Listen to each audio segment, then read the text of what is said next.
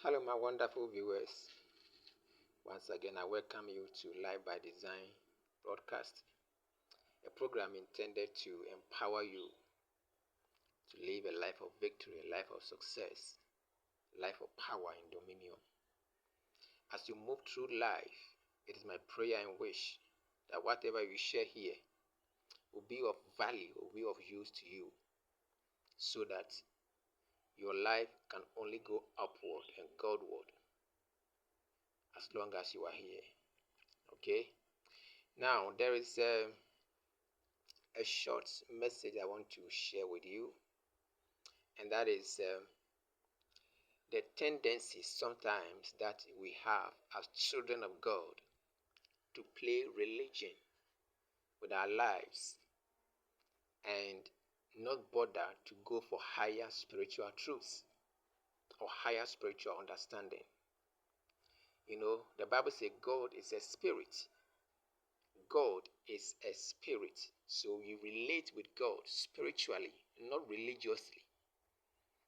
Okay? We need to draw the line between religion and spiritual wisdom. Most of the time, there are certain things we do or say that may sound right religiously, but when you stretch it spiritually, there may be some potholes. Now, today I want to share with you my view on a statement that what God cannot do exists. My dear viewer, do you believe that there are certain things God cannot do? Don't be religious about it. Okay, don't be in a haste and say, God, what God cannot do does not exist. As some people parrot it all over the place. Now remember, this is not to condemn or to water down the meaning or the import of that message. I just want to present a higher spiritual view for your contemplation and meditation. You know, if you read the Bible,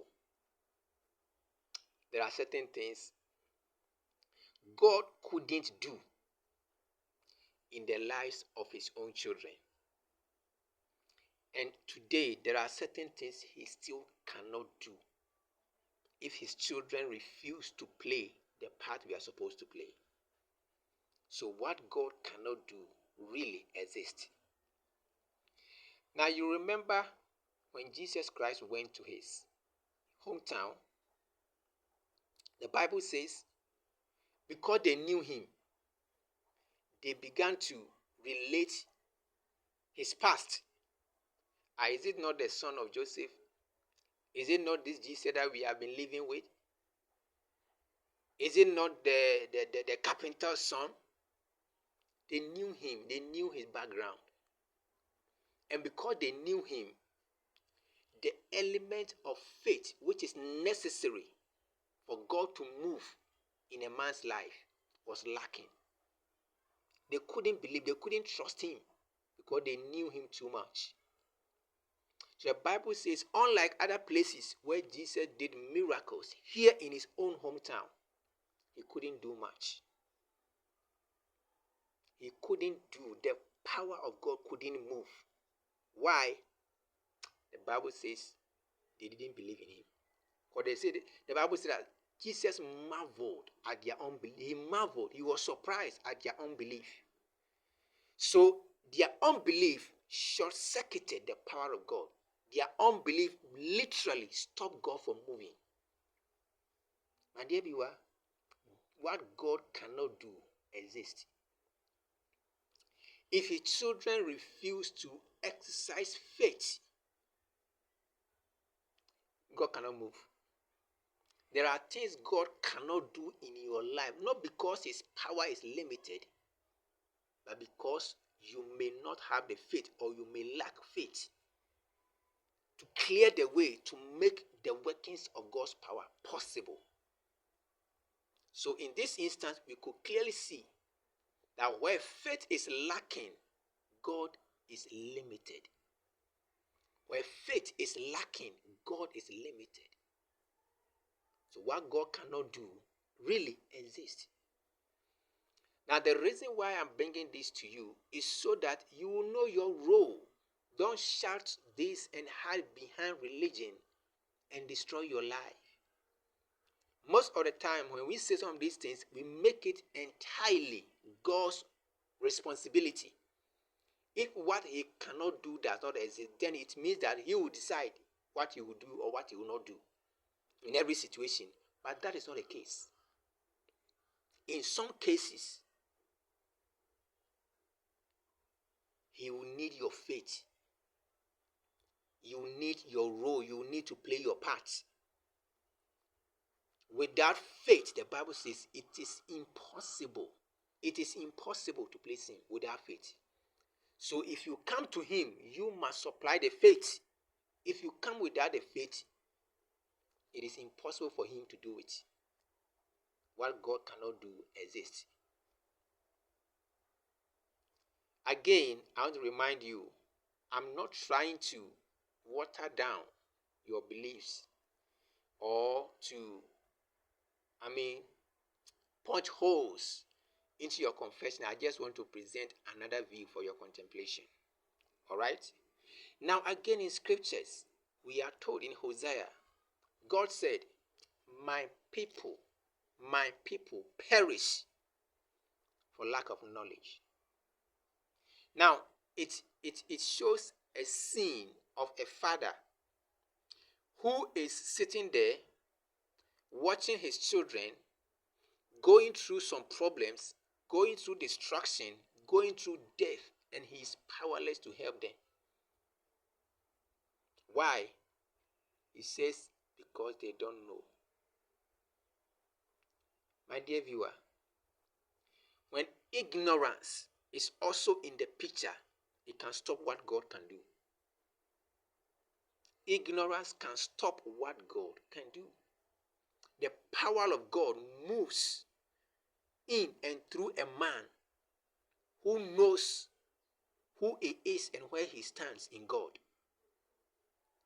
If you don't know what God has said about you, and you don't appropriate it with knowledge and faith, there are certain areas in your life God can simply not function. There are some people in the house of God today who are sick in their body. God can heal. God has the power to heal. But in their particular instance, God may not be able to do it. It's not just in the area of healing.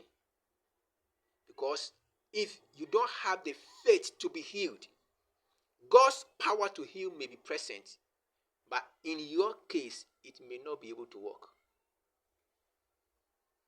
So it is not God that is always, or that is 100% responsible in all situations. We are his kids. We are co-creators with him in this experience called life. We got to know our role and not allow religion to mislead us. When ignorance is in the picture, what God cannot do exists. There are certain moves God cannot do if you don't know. If your knowledge is limited. So why am I telling you this? So you will go for knowledge. So you will build your faith. Build your faith. Get to know. Get to know who you are. Get to know where you occupy in the place of God. Get to know your position in God. Get knowledge. And exercise your faith. Exercise your faith. Without faith, there are a lot of things God cannot do in your life. So my dear viewer, again, what God cannot do exists, but it depends on you. How far God can go with you depends on how far you want him to go. How far can you take your faith? And how deep are you willing to learn of him? The more you know, the more he can do. The more your faith, the more he can do. But ultimately, it depends on you. So go for faith. Go for knowledge. Learn and understand who he is and who you are in him, so that your journey in him can be smooth and more profitable. I bless you.